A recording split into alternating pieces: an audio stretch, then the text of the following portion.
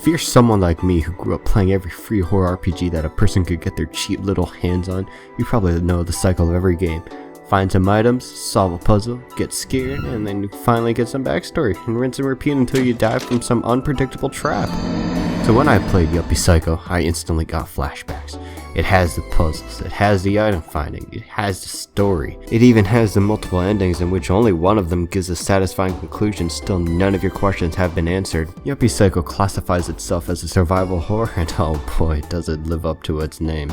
First off, you're hired as an office worker. Game over. But then you realize you have to destroy some woman and everything's fine again. But what I think makes this stands out from the millions of other RPGs is that it removes a lot of the tedious work and still introduces new mechanics in a non-intrusive manner. One of the more interesting concepts is that you only have a limited amount of saves represented by these witch papers. So, as you guessed, you can't abuse the save system. Alright, that's some good progress.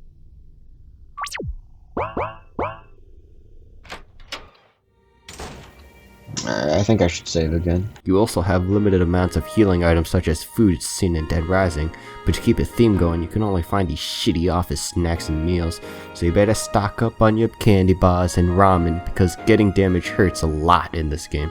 While it isn't overly difficult, one mistake and there goes my life.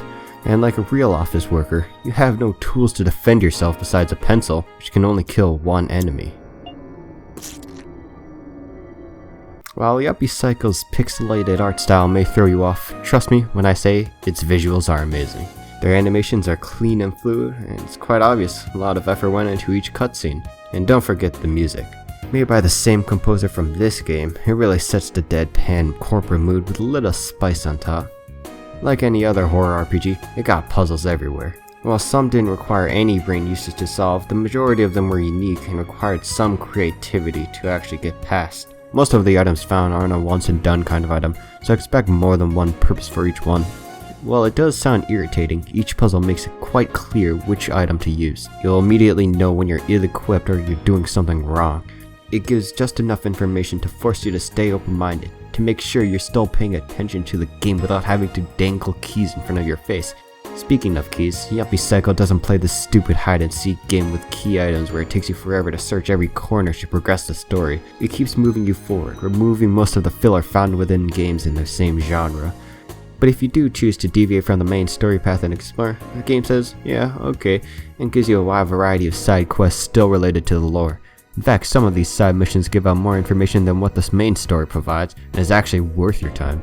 Unfortunately, some of these secrets are extremely hidden and are easy to miss, and that's a shame.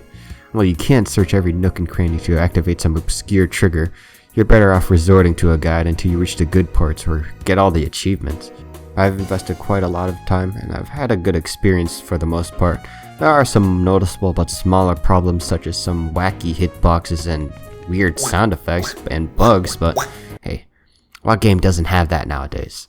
It ain't really a scary game, but no one plays horror RPGs for the spook factor anyway. So yeah, it gets 2 number 4 pencils out of 10 from me.